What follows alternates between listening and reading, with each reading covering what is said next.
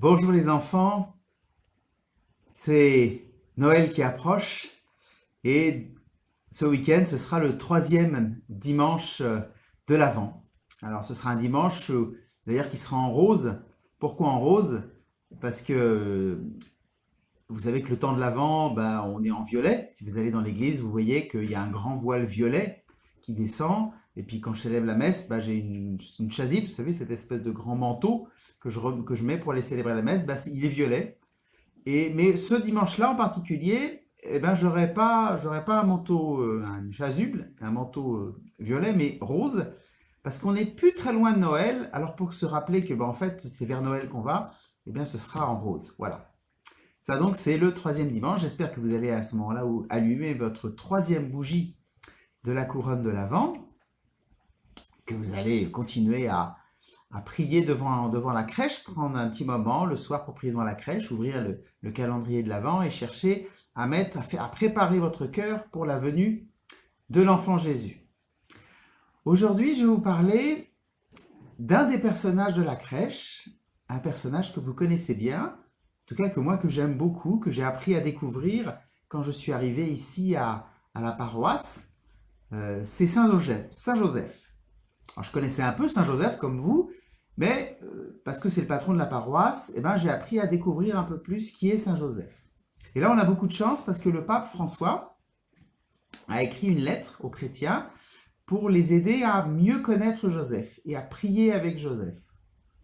Et alors, vos parents peuvent trouver la lettre au fond de l'église. Voilà, je vais l'imprimer. Mais c'est quand même une lettre pour les grands, même si elle est écrite de manière très très simple. Le pape ne fait pas des choses compliquées, c'est vraiment écrit de manière très simple, mais peut-être que pour des enfants du caté, ce n'est pas le genre de livre qu'on a envie de lire. Donc, je vais vous dire un peu ce qu'il y a dans cette lettre, ou ce que j'ai compris, moi, de ce qu'il y a dans cette lettre, et ce qui m'a beaucoup touché.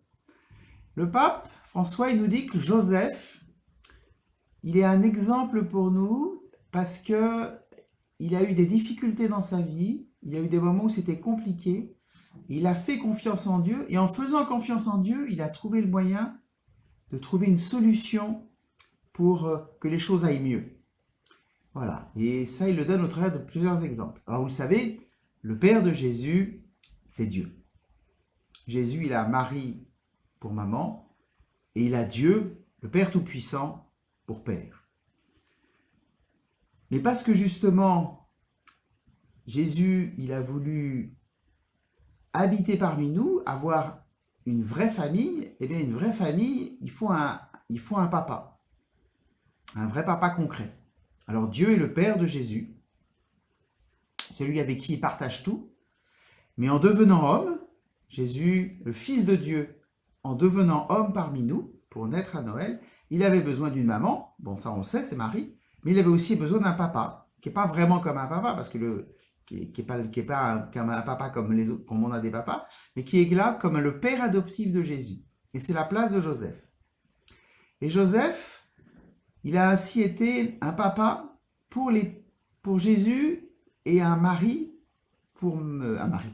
époux pour Marie, pour les aider parce que ça s'est pas passé de façon très simple la naissance de Jésus. Il y a beaucoup de choses qui étaient compliquées. Et Joseph, il a eu la responsabilité de prendre des décisions dans des moments difficiles pour essayer de voir comment il peut avoir une vraie responsabilité de père pour aider Jésus. La première chose, c'est déjà, il était fiancé à Marie, et puis là, il découvre que Marie est enceinte de l'action de l'Esprit Saint. Et donc, ce sera Dieu qui sera le père de l'enfant que porte Marie. Donc ça, il n'avait pas prévu. Donc ça, c'est nouveau. Il ne sait pas du tout ce qu'il faut faire, il ne sait pas du tout comment il faut faire les choses. Et à un moment, il se dit, je vais me séparer de Marie, parce que c'est l'affaire de Dieu et de Marie, c'est pas mon affaire à moi. Moi, j'ai rien à voir là-dedans, je vais m'effacer. Il veut le faire discrètement pour pas faire de peine à personne. Donc, vous voyez, il savait, voilà, il avait comme projet de se marier, puis c'est plus ça. Et donc, il se dit, je vais essayer de faire les choses, mais pour faire les choses bien. Et puis, dans son sommeil, l'ange lui parle. Dans Joseph, c'est dans son sommeil que l'ange parle. Quelquefois, Dieu, il nous parle dans notre sommeil, dans nos rêves, dans notre intérieur, là, dans notre imagination, Dieu nous parle. Parce que quelquefois, On veut tellement penser les choses qu'il nous faut qu'on soit au calme pour entendre Dieu. Et donc c'est dans le sommeil que Dieu parle, que Dieu envoie son ange qui dit à Joseph, ne crains pas de prendre Marie, ton épouse, car l'enfant qu'elle porte en elle vient de Dieu. Et tu auras la mission d'être le père adoptif de Jésus. Alors Joseph comprend que donc Dieu veut aussi qu'il participe au projet de la naissance de Jésus. Donc voilà, quand il se réveille, il se dit voilà, c'est Dieu qui m'a demandé ça. Je vais prendre Marie comme épouse et je vais la respecter. Et l'enfant que Dieu a fait naître dans le ventre de Marie, je vais m'en occuper comme si c'était mon fils. Donc voilà, c'est très courageux de la part de Joseph parce qu'il pourrait se dire, oh là là, c'est très compliqué, qu'est-ce que c'est que ces histoires? Ah non, il a entendu que Dieu disait, voilà, vraiment je te fais confiance pour cette mission. Dieu n'a pas dit que c'était facile, mais je te fais confiance et parce que je te fais confiance, tu vas y arriver. Donc voilà, ça c'est la première occasion où Joseph a eu un moment où c'était difficile et puis il a fait confiance à Dieu et il a trouvé une solution. La deuxième fois, vous savez que quand Jésus naît, c'est pas un bon moment puisque Marie et Joseph sont en déplacement, ils sont en voyage, ils sont à Jérusalem, loin de chez eux. Et Marie va être enceinte, on ne trouve pas une maison, on ne trouve pas un endroit pour accueillir Marie, donc il faut trouver, Joseph a dû chercher, trouver un endroit pour que Marie puisse mettre l'enfant au monde. Et puis voilà, l'enfant vient, ça va être la fête de Noël, et puis il y a les bergers qui viennent, et puis il y a les mages qui viennent, et après la visite des mages, Joseph de nouveau, il a un rêve, et Dieu envoie de nouveau son ange à Joseph pour dire attention, les mages, avant de venir vous voir, ils sont allés voir le roi Hérode pour lui dire que le fils du roi du ciel, le roi des Juifs, était là, et qu'il était né à Bethléem. Et le roi Hérode, en apprenant ça, il s'est dit, je vais faire mon enquête, et si je trouve cet enfant, je le tue. Il faut que tu protèges Jésus et Marie, il faut que tu les prennes, que tu quittes vite Bethléem pour aller loin, pour que vous ne soyez pas tués. Alors Joseph se réveille, il aurait pu se dire, oh là là, je savais bien, suivre Dieu, c'est que des choses compliquées. Non, il a fait confiance à Dieu, il a utilisé son intelligence, il dit, voilà, il faut fuir, c'est ce qu'on va faire. Donc il prend Jésus, il prend Marie, et ils partent en Égypte. Voilà, ça a dû être difficile pour Joseph. Il dit, c'est pas mon pays, il y a des choses différentes, il a été émigré, en Égypte. Il faut que j'apprenne un nouveau métier là-bas. Mais il a fait confiance en Dieu. Voilà. Joseph, il est courageux, il est intelligent, il ne se laisse pas déborder par la situation, il trouve des solutions. Voilà. En faisant confiance à Dieu, en gardant son calme, il dit, je vais y arriver, je vais trouver des solutions. Il y arrivait. Ils ont vécu pendant quelques années en Égypte, et puis de nouveau Joseph fait un rêve, et l'ange du Seigneur lui dit, voilà, le roi Hérode qui voulait du mal à Jésus, il est mort. Voilà, il était vieux, mais il est mort. Tu peux rentrer dans ton pays.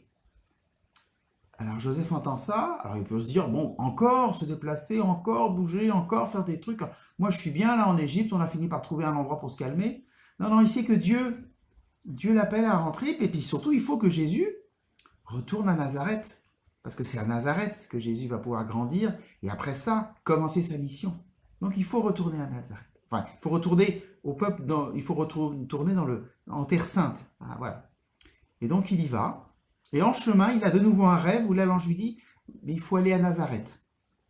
Et donc Joseph fait confiance, il va à Nazareth pour amener Jésus là. Voilà. 4 fois où Dieu a parlé à Joseph dans son rêve, et Joseph, quand Dieu lui dit, voilà, on va faire ça, et Dieu dit pas, voilà, ça va très bien se passer, ce sera facile, il dit pas ça.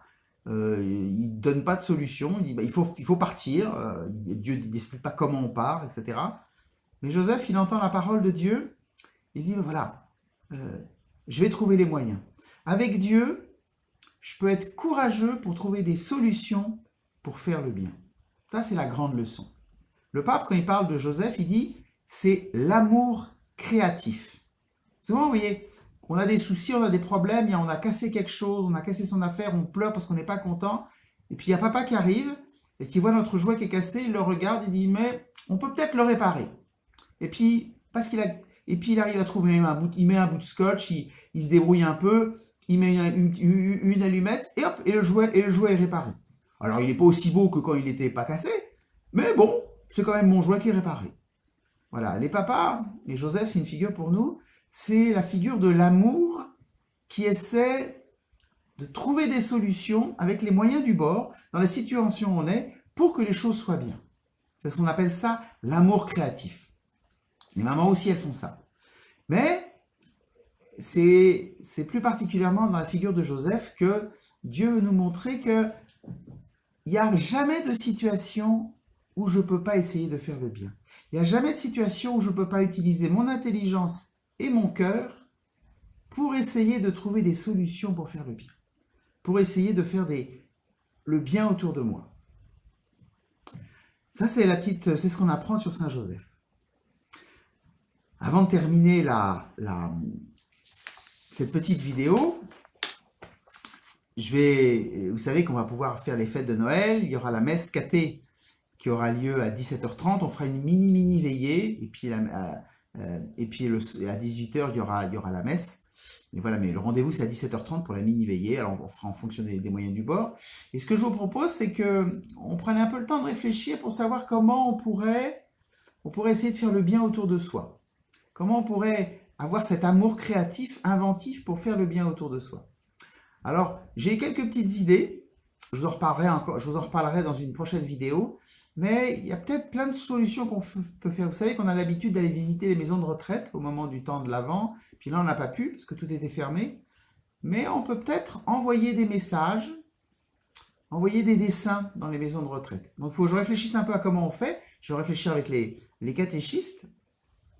Mais ce serait une façon pour nous d'avoir, comme Joseph, une façon de se dire, je ne vais pas me laisser abattre par les difficultés.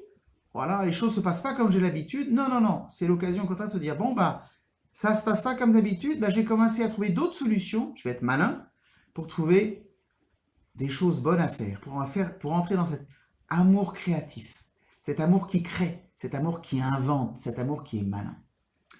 Voilà. Je vais terminer en vous donnant la petite prière que le pape